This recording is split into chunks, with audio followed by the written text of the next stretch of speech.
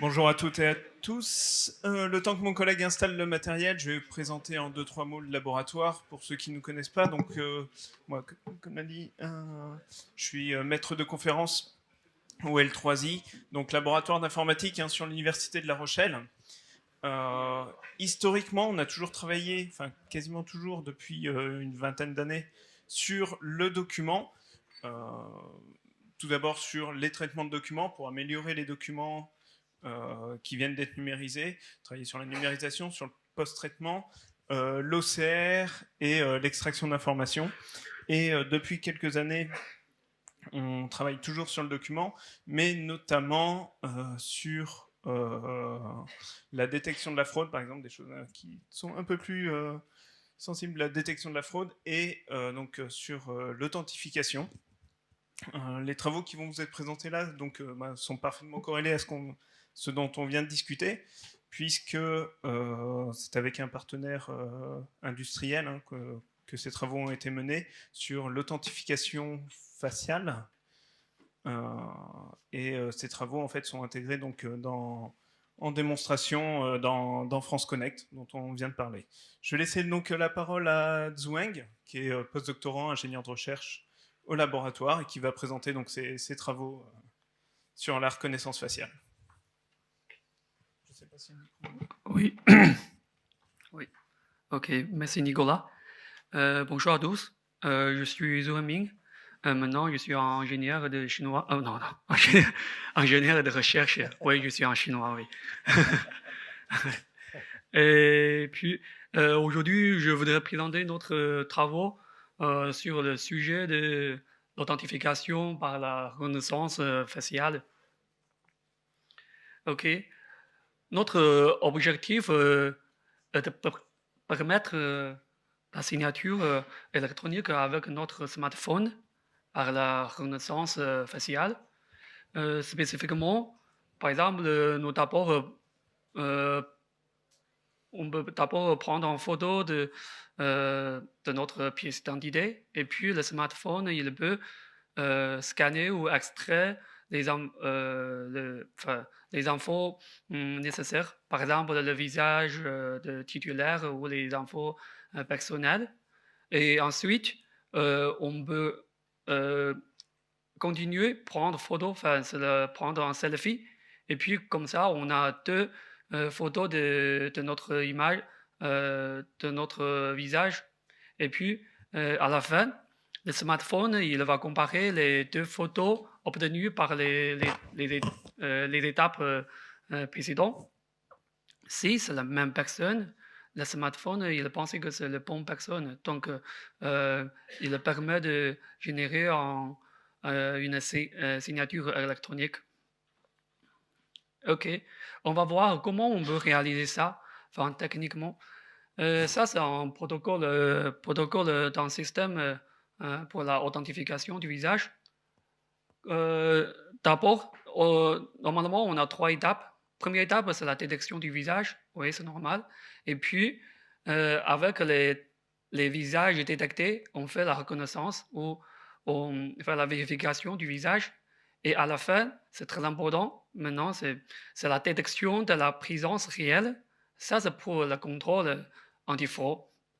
C'est-à-dire, il faut décider, il faut vérifier les personnes avant les caméras, c'est la présence réelle ou c'est quelqu'un utilisé en photo de quelqu'un d'autre. Ok. Et on va toucher un peu les détails. Par exemple, pour la détection du visage, maintenant il y a beaucoup d'algos. On a évalué les algorithmes de l'état de l'art et puis on a testé les algos sur un dataset très difficile, c'est-à-dire un dataset avec les images et pièces d'identité. On va voir les images sont prêtes sous des conditions très difficiles différentes.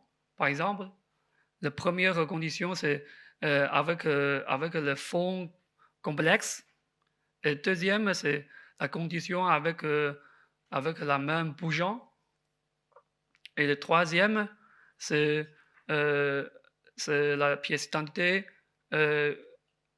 dessus le clavier. Le quatrième, c'est la condition avec les images partielles, mais c'est juste 4 cas. En fait, au total, il y a 6 cas et 15 000 images de ce dataset. Et puis, on a évalué les algos d'état de l'art et à la fin, on a choisi le meilleur algorithme, la méthode, selon la performance d'évaluation sur ce dataset. OK. Bon, maintenant, on a déjà une méthode pour la détection du visage. Et puis, c'est l'étape de la reconnaissance faciale et la détection de la présence réelle. En fait, pour la détection de la présence réelle, il y a plusieurs méthodes.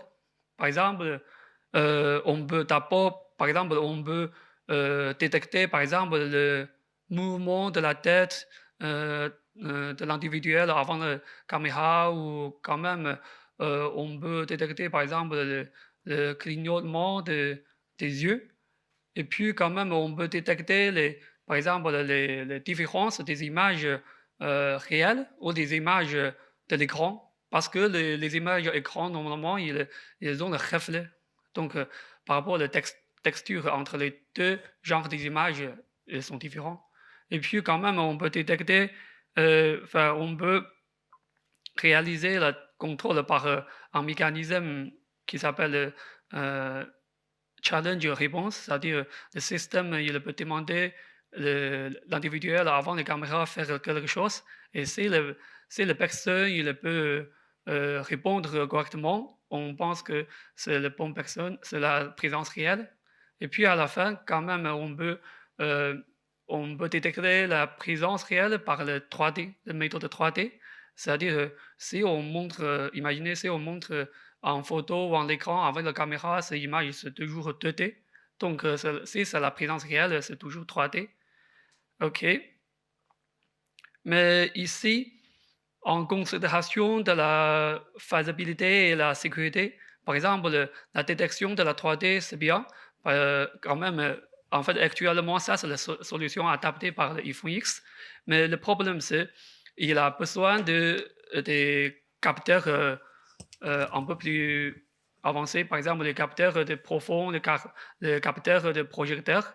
Normalement, on n'a pas installé ces genres de capteurs sur notre caméra, sur notre smartphone. Donc ici, on propose une méthode qui est un peu plus facile à réaliser et quand même, c'est pas facile à attaquer. On a utilisé la méthode de passer sur le mécanisme réponse challenge, c'est-à-dire le système, d'abord, il a demandé les personnes avant la caméra faire l'expression. Et puis, si l'individuel peut faire la bonne expression, c'est-à-dire c'est la bonne réponse, on pense que c'est la présence réelle. OK.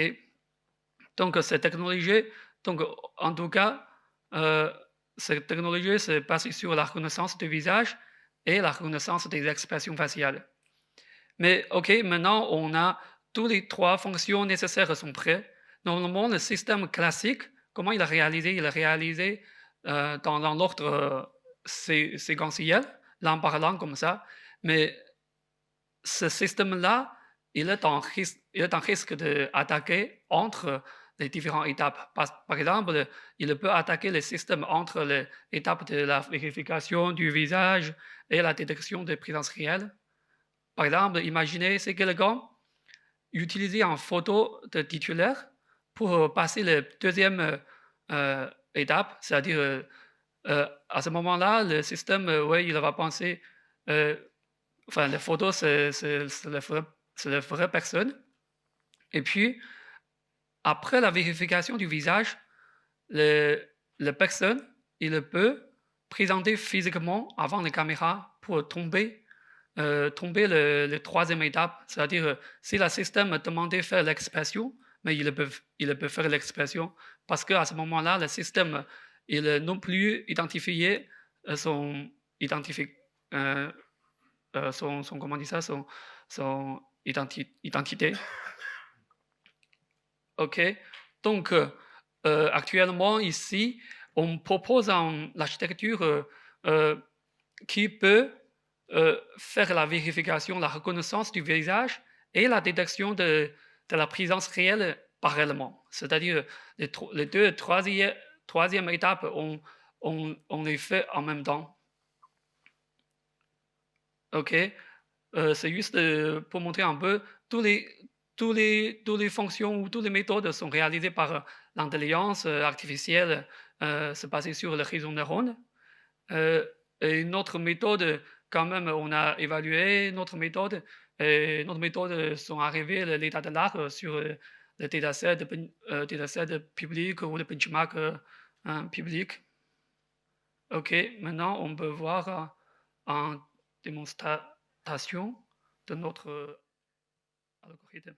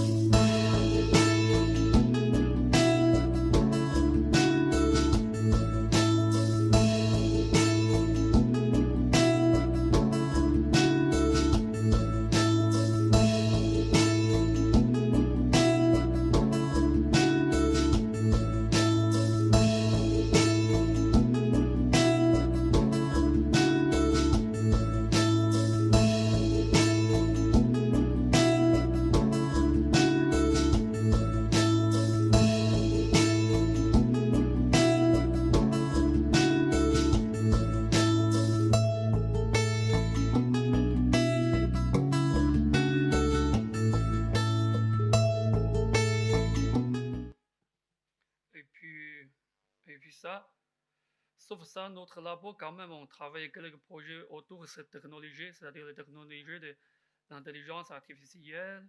Par exemple, on peut quand même détecter les mains et identifier l'identité, enfin, identifier les mains, c'est-à-dire le segment attaqué en temps réel, c'est utile quelquefois pour quelques recherches ou l'application. Et puis, quand même, on a des projets pour, en fait, par exemple, détecter la tête.